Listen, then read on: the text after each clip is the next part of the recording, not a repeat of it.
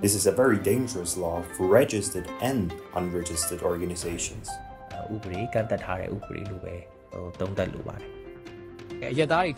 When civilians get hurt, you can't just stand by and not help them.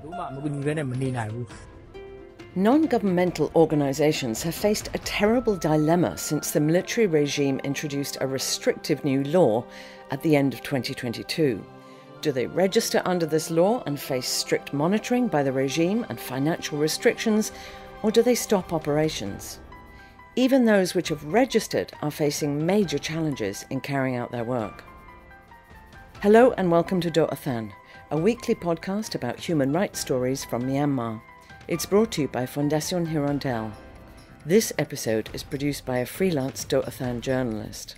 Names and voices may have been changed to protect contributors.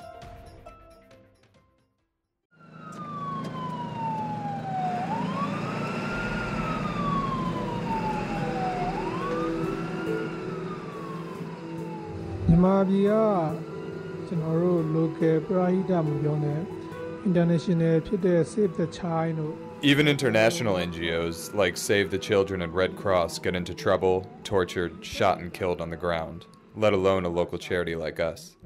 The way they do things, with their surveillance, mindset, and behavior, if we try to do charity work now, it would be like sacrificing our own lives. And that's why we absolutely cannot do any of it under the SAC.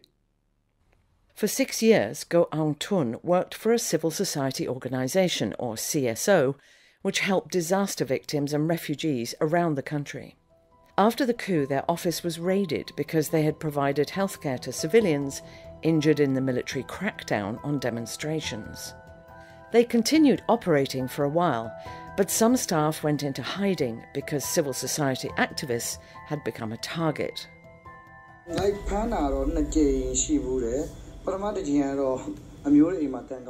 I experienced it twice. I was very close to getting arrested when I was hiding at my relative's place. My family was also scared to contact me. Civil society actors are definitely at high risk. In 2023, the UN Human Rights Chief, Volker Turk, said at least 40 humanitarian workers had been killed since the military coup and over 200 arrested. But it was the Organisation Registration Law, or ORL, of October 2022 which put an end to Doh Athan's organisation and its activities. The new law, introduced by the so-called State Administration Council, or SAC, made registration mandatory, with criminal consequences for non-governmental organisations, or NGOs, if they didn't register. They've been allowed to continue on current registration certificates until they expire, as long as they comply with all the provisions of the new law.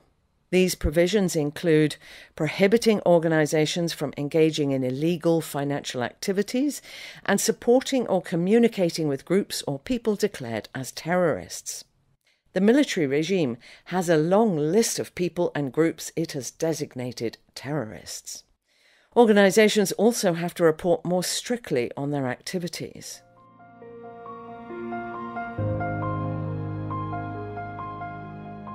In the Universal Declaration of Human Rights, Article 20, everyone should have the right to freedom of peaceful association and assembly. But Go Jo at the Ayeyarwady Law School said the law has put an end to the right to freedom of association in Myanmar.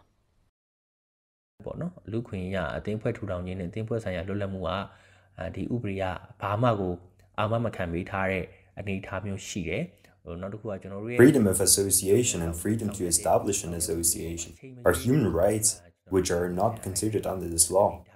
Anyone can be arrested at any time while carrying out their work.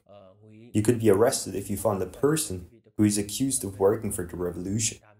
This law also does not provide the right to defense. This is a very dangerous law for registered and unregistered organizations. The introduction of this new law left many CSOs and NGOs with a dilemma, whether to register or not. Go Tin Sui leads a volunteers organisation in southern central Myanmar, which has been doing charity work for 5 years. They decided to register so they could continue their activities. The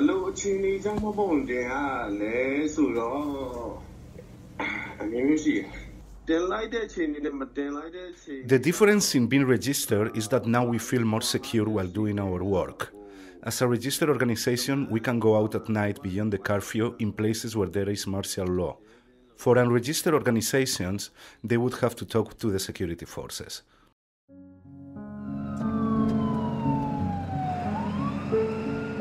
Mapyu Thi is the chairwoman of a charity association in Yangon, which provides hospital transportation and funeral services.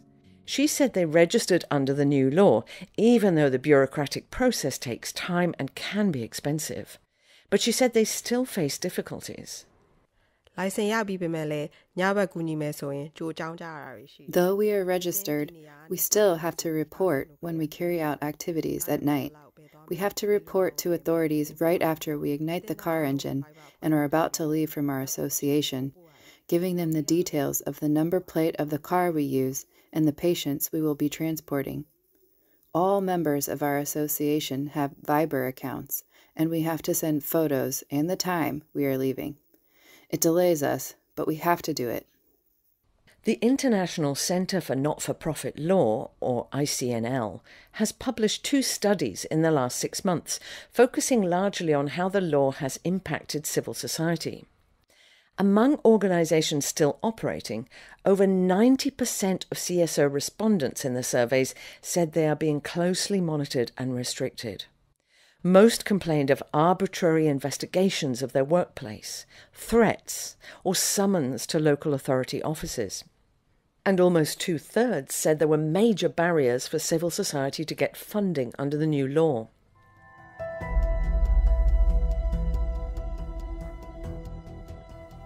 In conflict areas still under SAC control, it's particularly challenging and risky. Go Chan is a spokesperson for the Mon Volunteers organisation, which has been doing charity work in the state for decades. They have registered under the new law. But Go Chan says when they tend to people who are wounded in battles or explosions, they sometimes anger the warring parties by helping the injured from the other side. They're also vulnerable because there have been accusations that charity groups are being used as a cover by one side or the other. But what can they do? They have a mission to help people. When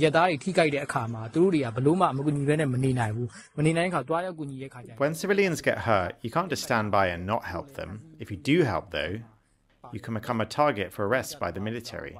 But as well as becoming a junta target, you can also get attacked by the armed groups in rural areas.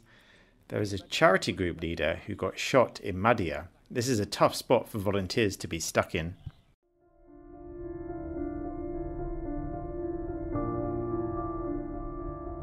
In the end, it's ordinary people who are suffering because of this military squeeze on civil society. Goji from Mon State says these sort of hospital transportation services are vital for ordinary people.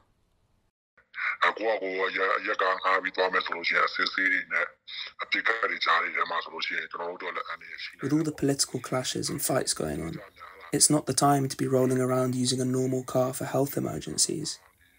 We could get mistaken and get shot. Although the safety is not 100%, when you compare with regular cars, those ambulances from charity groups seem like a better option. If these groups stop running their wheels, it's going to be a real struggle for health issues, because we can only afford to go to public hospitals, and not the private ones. Myanmar people have never been more in need of help from civil society organisations. The UN says there are over 2 million internally displaced people, and more than 18 million people are estimated to be in humanitarian need. But the number of charity organisations and CSOs available to help is shrinking. In the face of all the challenges and dangers, many organisations, like Doh Athan's, just haven't renewed their registration when it expired and have ceased to operate. The ICNL survey suggested that in 2023, there were over 1,400 organisations at national, state and district level whose registration certificates were about to expire. Less than 20%, or a fifth, renewed their registration.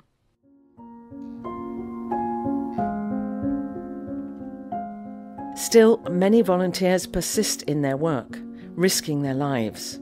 Doh Athan's CSO was dissolved, but he and some of his colleagues moved to areas controlled by ethnic armed organisations. He can no longer contact his family in case some harm comes to them through that contact. But he is passionate about carrying on with his mission.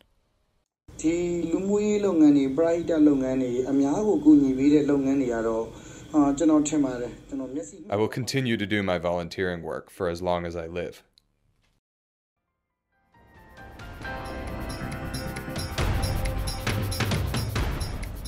Thanks for listening to this edition of Doh Athan. We'd welcome your feedback on social media.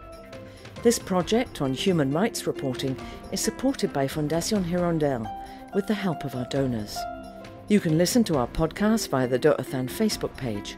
They can also be found on SoundCloud, YouTube, iTunes and Spotify. You can also listen every Saturday night from 9 to 10 p.m. and Sunday morning from 6 to 7 a.m. on Voice of America Radio. Please tune in again next week.